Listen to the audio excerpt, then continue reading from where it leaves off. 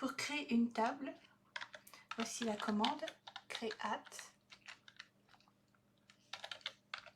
table, le nom de la table.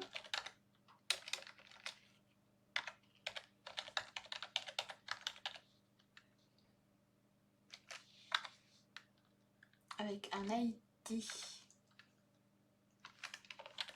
INTA. Rimarqué. Note nulle. Auto incrément. Non.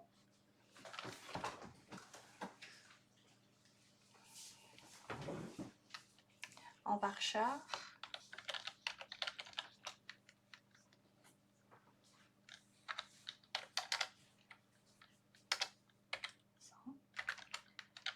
H int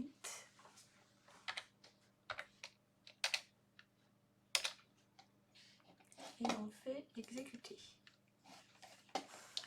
Vous voyez que la nouvelle table vient de s'installer.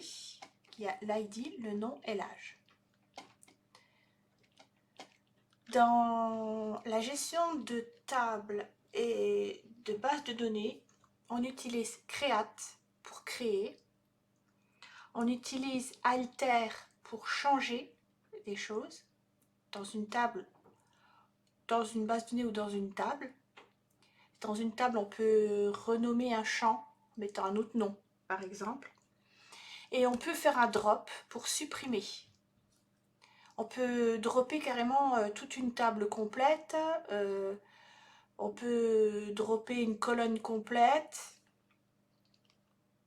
Ça, ce sont les commandes de base pour manipuler la structure, c'est-à-dire la table et les tables, la base de données et les tables. Alors, pour supprimer une table, vous avez deux manières. Soit vous allez sur l'onglet Opérations et vous utilisez supprimer la table, ici. Et là, il vous met la commande, il faut vraiment exécuter drop table testing utilisateur.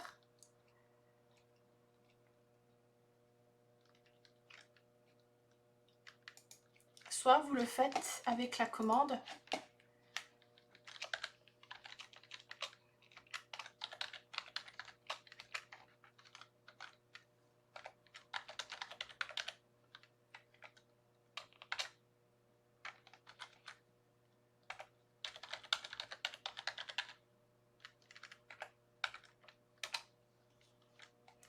et là, si vous faites le rafraîchissement, la table elle a disparu.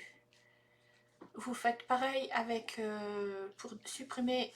Alors on peut pas. J'ai pas les droits là à ce moment-là pour supprimer une base de données. Je peux supprimer les tables, mais je peux pas supprimer les bases de données. Je vais essayer.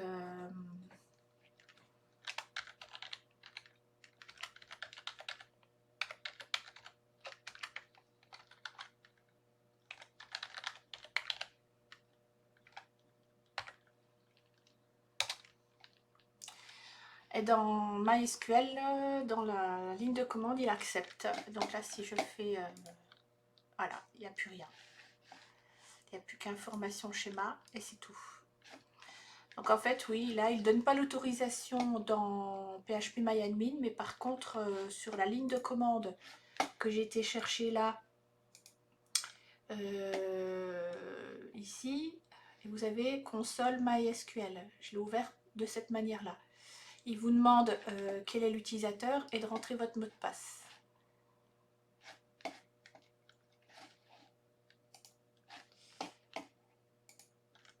Alors, vous avez, moi j'utilise WAMP Server, parce que WAMP Server il est vraiment très complet. Au niveau de l'interface, donc vous avez le localhost, c'est votre accueil, hein, puisque votre serveur il est sur votre PC, donc c'est un localhost. PHPMyAdmin avec les versions, il y a le 5.2 qui est sorti. Vous avez vos virtual host, c'est là où vous mettez tous vos codes, tous vos programmes que vous voulez ouvrir. Et pour les ajouter, à ce moment-là, vous mettez un nom, le nom comme là, moi il est en bleu, le nom que vous voulez mettre pour le distinguer. Là, vous mettez le chemin. Alors moi, les chemins, c'est, moi je l'appelais WAM64. Donc c'est C, /WAM64, www, et là vous mettez le nom du dossier dans lequel il y a votre programme, c'est-à-dire qu'il est dans C, Windows 64, www, et c'est là que vous mettez vos projets, tous vos projets. Vous avez accès à PHP Init.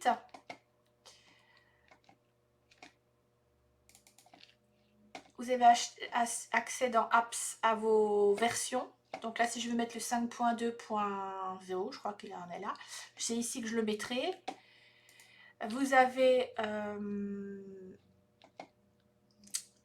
dans Bin, PHP, vous avez les versions de PHP. Donc moi, j'ai installé le 8.1. MySQL, c'est la version 5.7. Apache, c'est pas nécessaire d'aller voir. Ensuite, il y a logs, script. Il n'y a rien de spécial à faire là. Voilà, ça c'est les choses importantes à voir là. Et là, vous avez aussi accès à PHP INI. Et c'est là où vous pouvez paramétrer. Quand vous allez mettre une nouvelle version, un nouveau fichier que vous avez dézippé, que vous avez téléchargé de PHP, par exemple si après on passe au 8.2, eh bien c'est là qu'il faudra le stipuler, lui donner l'accès pour qu'il le trouve quand il va se mettre en route. Alors je ne sais plus où c'est exactement, je vous le montrerai dans une autre patch et directory, si c'est là. C'est dans je pense que c'est dans la partie là. Voilà, c'est la partie là. Donc WAM64, bin, PHP, et là je le mettrai, ben là il est en 7.4, donc si je veux passer en 8, ben il faut que je le mette là. Pour PHPMyAdmin, c'est pareil, il y a une nouvelle version, alors il faut trouver, parce qu'il est PHPMyAdmin est dans PHP, donc c'est là je pense qu'il faut le paramétrer, et là c'est pareil, il faut trouver où c'est.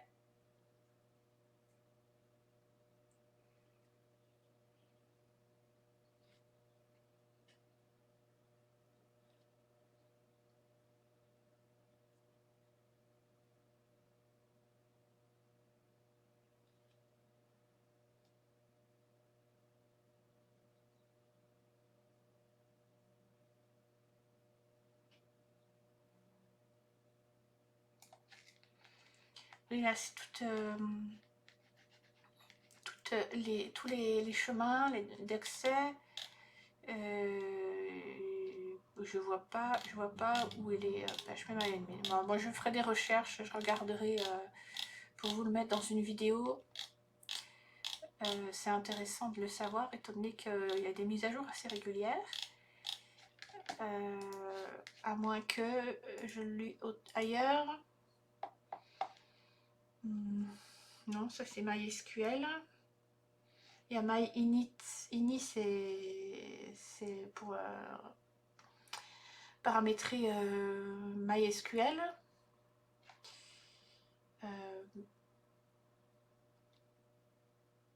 Mais je vois pas où il est. Après, vous avez aussi, donc là j'ai fait le clic gauche. Vous avez aussi le clic droit. Sur le W là, sur l'icône de WAM Server, vous faites clic droit. Là vous avez les outils. Quand par exemple vous rajoutez un virtual host, quand vous rajoutez un host, il faut refaire un redémarrage après pour qu'il le prenne en compte. Pour tout changement, il faut à chaque fois, il y a paramétrer WAMP.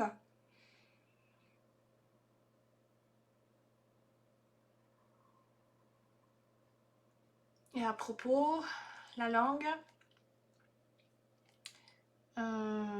et dans les outils, vous pouvez paramétrer les ports. Si vous avez déjà le port 80 qui est utilisé pour un autre serveur, par exemple si vous avez Xampp qui utilise le port 80, à ce moment-là il faut changer le port et mettre 81. Et là pour PHPMyAdmin, ouais, je me rappelle plus où c'est. Enfin voilà, c'est là que vous rajoutez vos virtual hosts. Une fois que vous les avez rajoutés, donc vous faites démarrer la création. Donc c'est important après de faire un clic droit, d'aller dans Outils et de faire un redémarrage DNS. J'ai créé une base de données SQL Tuto dans laquelle j'ai créé deux tables. La table livre avec un ID, un titre, auteur, une date, et je vous expliquerai pourquoi j'ai rajouté le user ID. Et une table user avec donc l'ID user, le nom, le prénom et l'âge. Si je vais sur le concepteur, je peux voir mes deux tables. Ce que j'aimerais faire, c'est pour ça que j'ai rajouté un user souligné ID, c'est que lorsque je rentre un livre, je puisse identifier la personne qui l'a emprunté. Donc, un livre n'a qu'un emprunteur, mais un emprunteur peut emprunter plusieurs livres. Donc, ça many to one. C'est pour ça que le champ, la clé qui va servir à la liaison, on la met dans livre. Ça me permettra d'aller chercher avec le relationnel le nom, le prénom et l'âge de la personne. On pourrait mettre d'autres champs, hein, l'adresse, le téléphone pour contacter la personne si le livre n'est pas rendu, la date de retour du livre, enfin voilà. On peut mettre beaucoup de choses dans le user. Donc, ce qu'il faut faire en premier, c'est ce fameux hop, livre, structure, voilà. Ce fameux champ, ce qu'on rajoute supplémentaire, qui va servir de clé de liaison. Alors, ce user souligné ID, il faut le mettre en clé unique. Parce qu'on ne peut relier que des clés. Et pour lui dire que il ne peut pas y avoir un autre user ID quelque part. Il n'y a que celui-là. Même dans une autre table, vous ne pouvez pas le mettre le même nom de champ. Ce sera impossible puisque c'est unique. Donc là, c'est marqué, hein, la requête SQL est marquée. Alter tab, c'est je change dans la table livre. J'additionne une clé unique user, en clé unique user souligné ID. Ensuite, pour que ça puisse être relationnel, là, quand vous regardez actuellement, le moteur c'est MySam. Et MySam, ça ne fonctionne pas pour le relationnel. Il faut les deux les changer en mettant du InnoDB. Donc on va dans une première table, on va dans l'onglet SQL, et là on va taper la commande. Donc c'est toujours pareil, c'est alter table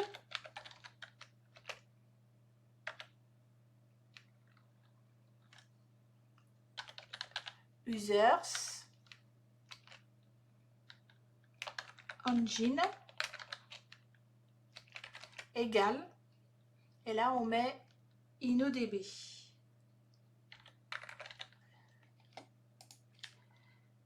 Point virgule, je fais exécuter, il ne met pas de message d'erreur, donc il m'a accepté ma requête. Et si je vais voir dans user, il m'a bien changé, il m'a mis InnoDB. On refait la même chose pour la table livre. Il faut bien se mettre dans la table. je fais alter, table, livre, engine égale InnoDB. Point virgule. Et j'exécute. Et si je vais voir, les deux sont bien passés en InnoDB. Ça, c'est très important de le faire au départ. Sinon, vous ne pouvez pas faire de relationnel. Pour le concepteur, il n'y a rien qui a changé. C'est toujours la même chose. Et maintenant, il faut lier les deux tables.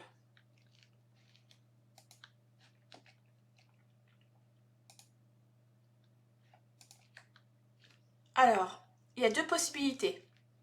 Soit vous utilisez la vue relationnelle, ici, et vous le remplissez en mettant le nom de la contrainte. Moi, j'avais mis user livre.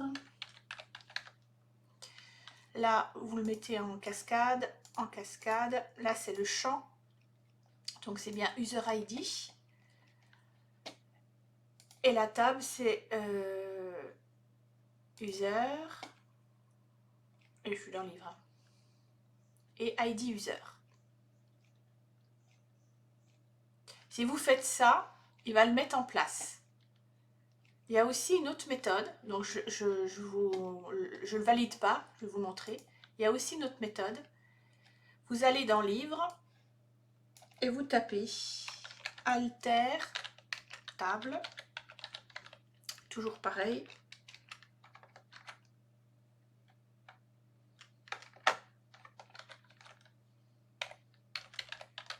Livre.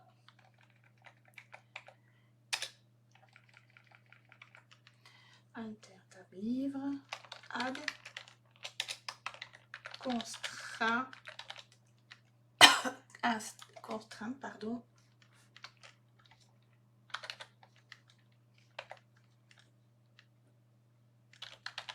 Là, vous le notez pareil, user livre. C'est le nom de la contrainte.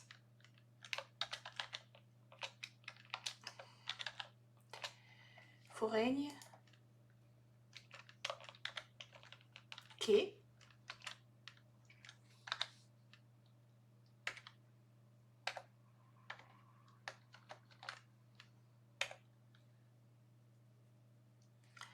La clé, c'était user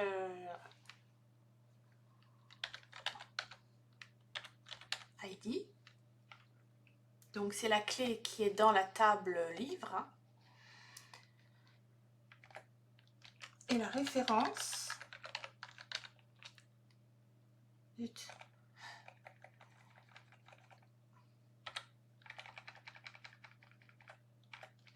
Et la référence, c'est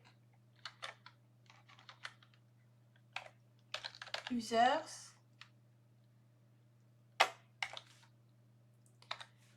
Et là, je mets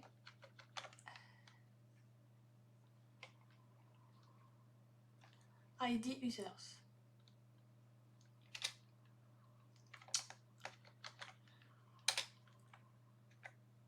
ID users.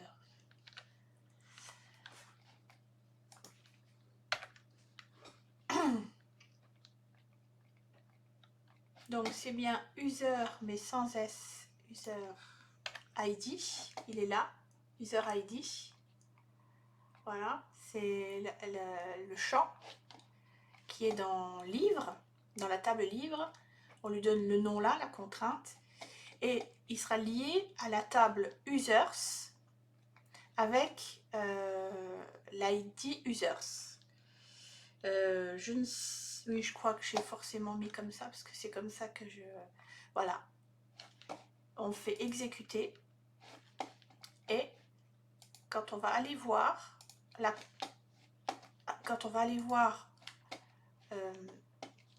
vue relationnelle, Voilà, ça a été créé. User livre.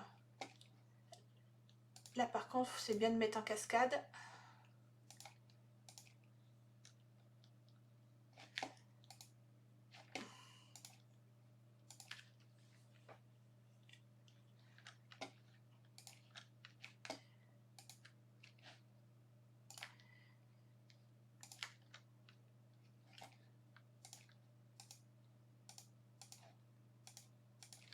Je ne l'ai pas mis que c'était en cascade, mais il vaut mieux l'enregistrer. Voilà. Là, la ligne.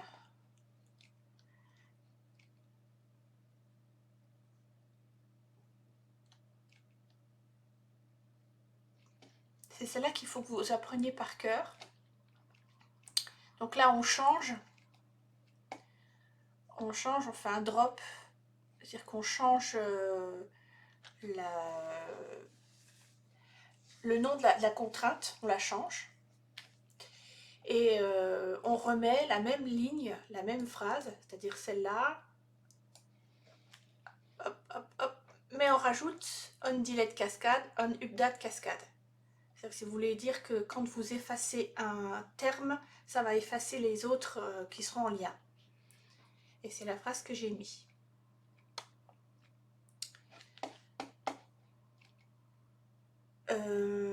Ensuite, on va sur tuto. On va dans le concepteur. Et là, vous voyez qu'il est bien lié. User ID est bien lié à mon ID user. On va pouvoir faire des requêtes avec du relationnel.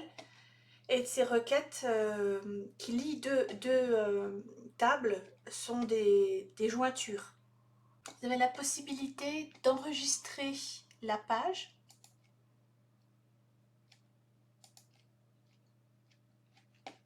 Et ensuite, vous avez la possibilité d'exporter le schéma en PDF, afficher la couleur, le mettre en mode portrait et vous faites exécuter. Et là, en bas, dans votre dossier de téléchargement, vous avez l'exportation qui s'est réalisée avec le nom des deux tables, le schéma relationnel en page 4. Donc la table 1, c'est livre avec les colonnes, avec les différents champs, les types. Là, c'est auto-agrémenté. Là, c'est un lien entre user ID et user... ouais, là, ici. Il y a un lien entre user ID de la table livre avec l'user ID de la table user. Là, donc, la table user, avec pareil, le nom des colonnes, enfin, les champs, les colonnes. Et vous avez votre fameux schéma qui montre bien qu'il y a un lien entre, dans la table livre, entre l'user souligné ID et dans la table user avec l'ID user. C'est bien utile lorsque vous voulez montrer ce que vous avez exécuté comme base de données. Vous voulez transmettre les schémas et pour travailler dessus à votre client ou à votre boss. Comme ça, vous pouvez montrer comment se comportent vos tables au niveau relationnel et aussi pour montrer quelle table vous avez créée, les champs avec les types, etc.